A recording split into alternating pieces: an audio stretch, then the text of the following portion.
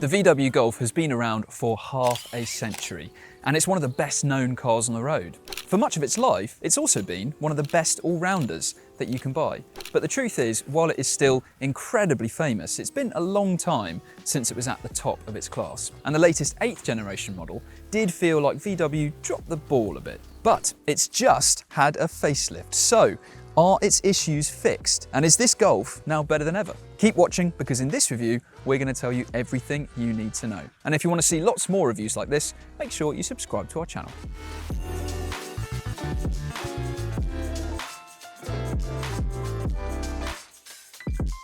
Now, you have surely heard of the Golf, and if you yourself don't own one, you probably know someone else who does. It is the archetypal family car, and it's built its fame by being practical, sensible, decent to drive, and hitting the mass market sweet spot of being posh enough to mix it with things like a Mercedes A-Class, a BMW 1 Series, and an Audi A3, but still being down to earth and cheap enough to be an alternative to mainstream rivals like the Ford Focus and the Skoda Octavia. Now, it might seem like this class of car is getting squeezed out in favour of new electric SUVs, which is true. But the petrol and hybrid hatchbacks that remain on sale are among some of the best ever. And that includes the Octavia, as well as things like the Honda Civic, the Toyota Corolla, and the closely related Seat Leon. So what is new with this facelift, and does it give the Golf a chance of hitting back against those impressive rivals? Well, we'll start with the design, and on the outside you can probably see there isn't a huge difference from the old model to this one. There are new lights at the front and at the rear. There's also a slightly different front bumper design. On some models you can also have an illuminated VW logo on the nose. There are 5 new alloy wheel designs, 4 new metallic paint finishes, but that's pretty much it. The main changes are in here. Now, when VW first launched the 8th generation Golf, it showed the German manufacturer moving towards glitzy, touchscreen, tech-heavy interiors. And what that meant basically was getting rid of loads of physical buttons and replacing them with touchscreens and touch-sensitive controls. And the end result on the first versions of the 8th generation Golf were pretty poor, because the infotainment system had very glitchy software, the steering controls were on some rubbish, cheap-feeling touch-sensitive buttons, and it was just generally a big backward step compared to the previous, much more friendly and easier to use 7th generation Golf. But this facelift has given VW a chance to rectify things, and it has listened to criticism and to customer feedback. So, to that end, physical controls on the steering wheel are back, which is great.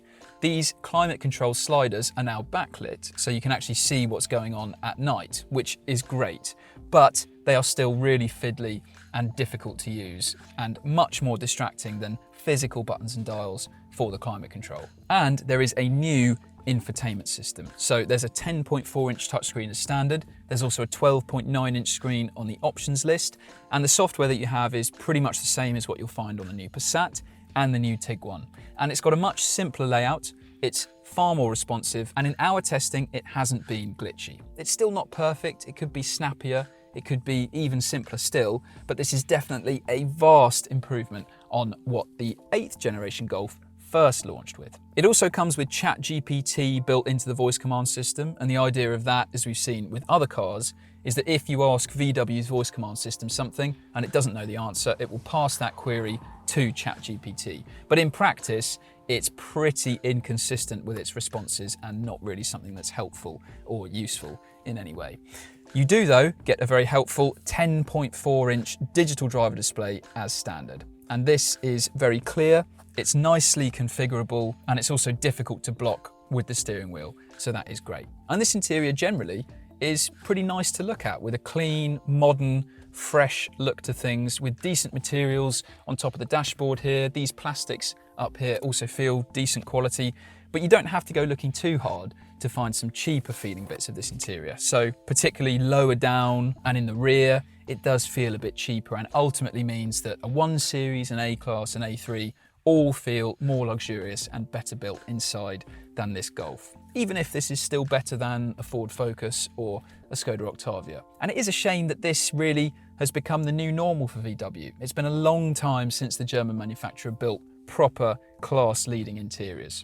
but that's just the way things have gone for VW in recent years. What is great though is that storage, just like before, is very good in here. So you've got carpeted door bins that are a good size.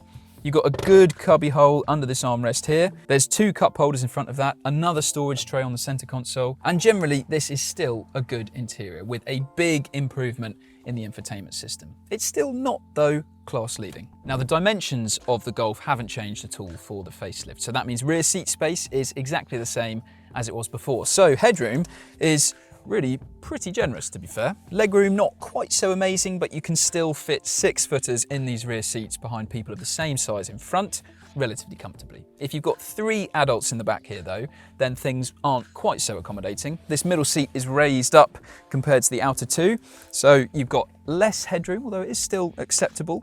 The problem though is that this center console comes quite far back into the rear seat space. You've also got a fairly chunky transmission tunnel down here, so it just means that you lose quite a bit of foot space in the back if you've got 3 people sat here.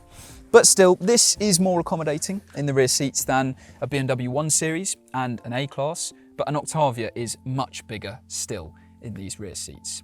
There's also nothing particularly special to point out about the rear seats, so they can't slide forwards or backwards. You can't recline the backrests either. You do though have an armrest which you can pull down, although these cup holders get a bit in the way of that space. And you also have a ski hatch which gives you easy access into the boot, or just lets you load extra long items from the boot through here. Now, the boot. It's the same as before. There's not been any huge change for this facelift.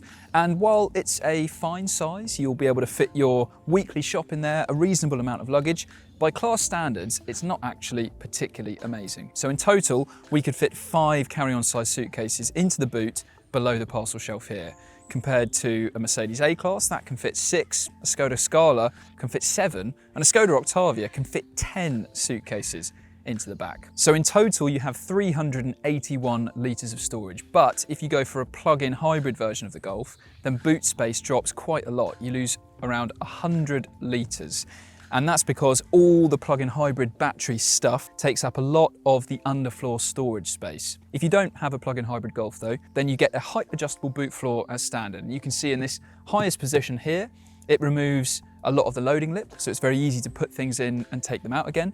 And it also gives you a very big amount of underfloor storage to make use of there. Very helpfully as well, you can prop this boot floor up like this to mean you've got both hands if you want to load things into the back. And you can also lower it into its lowest position to maximize the available space that you need back there. You can also fold down the rear seats, and they split fold 60/40, which is pretty easy to do. Plus, there is even space under the boot floor to squeeze in this parcel shelf, although it's not particularly convenient to do that. Now, if you love the Golf, but you're a bit disappointed with the boot space available here and you need something with a bigger boot, then you might want to look at the Golf Estate, because overall, the official figures say that the available load capacity is almost double what you have in the hatchback.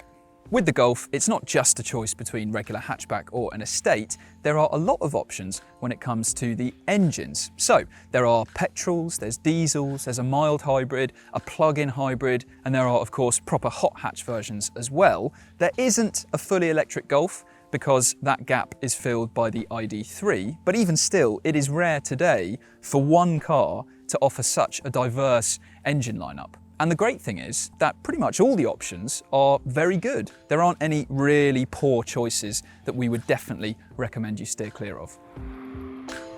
We are driving the entry-level 1.5 TSI 115. So this is the cheapest engine you can get with the Golf. And really, it's absolutely fine. But for not a huge amount of extra money, you can have the 1.5 TSI 150. And really, we think that is the sweet spot of the entire Golf range. It does 0 to 62 miles an hour in a claimed 8.6 seconds, so it's certainly quick enough. It offers more flexible performance than this entry-level engine. It's also strong on the motorway, quiet, returns decent fuel economy, and really, it's a great all-rounder and a brilliant fit for the car. The plug-in hybrid version of the Golf deserves special mention because we did a test with that car where we charged the battery up to full, drove it on pure electric power alone in real-world driving conditions until the battery went flat, and it managed to cover 73 miles, which is an incredible result for a plug-in hybrid. And of course, remember, once the battery's flat, you've still got a petrol engine to power the car. So that is a very impressive version of the Golf. However, you can only have it in the higher trim levels, and therefore compared to the regular versions, it does look rather expensive for private buyers. But if you're a company car driver in the UK, then that is definitely the version to look at because it sits in a much lower benefit in kind tax bracket than the rest of the lineup.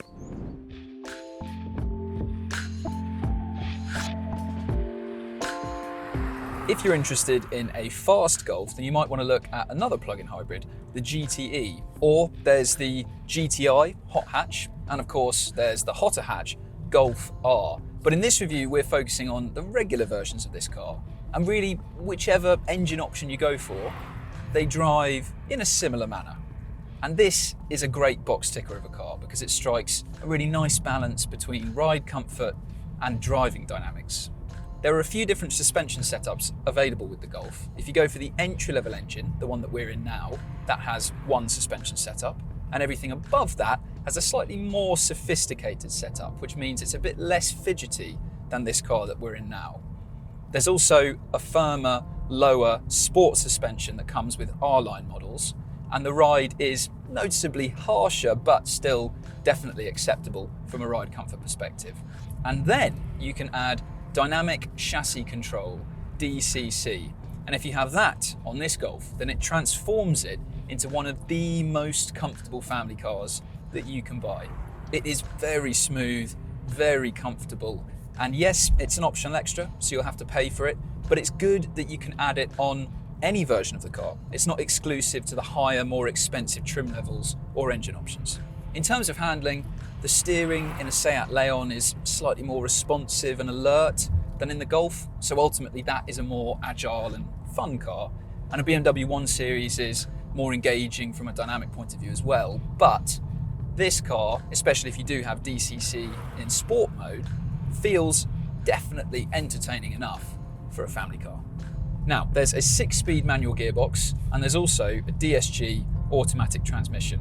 We would steer you towards the manual because it's cheaper. It's also got a pretty nice, slick, solid and consistent throw.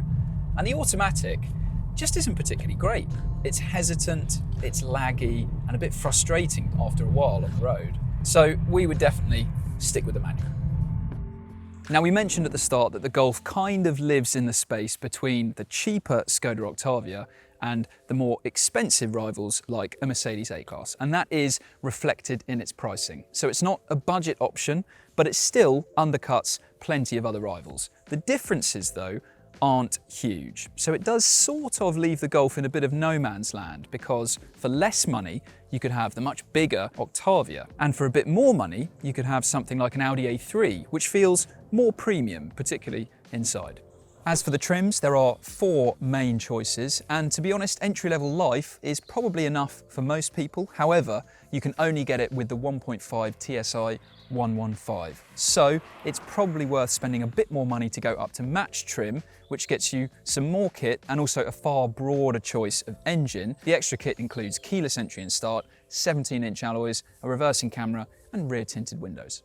Above that, you have Style trim, which is the lowest trim level you can have with a plug-in hybrid Golf. And that brings changes like slight alterations to the styling, as well as sport seats in the front. You have 3-zone climate control and upgraded LEDs. And then above that, you have the Golf R-Line, which should not be confused with the Golf R. The Golf R is a proper hardened hot hatch with a load of performance upgrades over the regular versions of the car.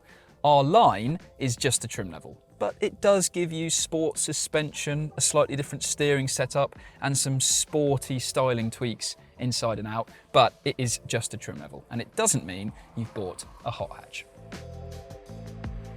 Whichever version of the Golf you go for, you get a lot of safety equipment as standard, like automatic emergency braking, lane keeping assistance, a driver monitor system, and also traffic sign recognition. And this car also was given the maximum 5-star rating out of 5 by crash safety experts Euro NCAP. It scored highly across all categories and matched the very best cars in the class. So this is a safe car, but will it be a reliable one? Well, every Golf comes with a 3-year or 60,000 mile warranty as standard, including 1 year's roadside assistance. But to be honest, these days, that's not particularly exceptional. You get 5-year cover from Hyundai and Renault. Kia, of course, has its fantastic 7-year warranty. And we found in our own research that VW has a pretty middling reputation when it comes to reliability. But still, it might not be a major strength of the car. Hopefully, it won't be a major weakness either. So, the VW Golf is a recommendable car. It still might not be the outright class leader because some alternatives are more spacious, better to drive. Premium rivals have higher grade interiors as well, but this facelift has definitely improved the Golf's infotainment system. And this is a solid family car choice. Thanks very much for watching this review. If you want to see another one, then click up there and make sure you subscribe to our channel as well. And if you want to read our extended written review of the Golf and every other new and used car around, click on that link to go to whatcar.com.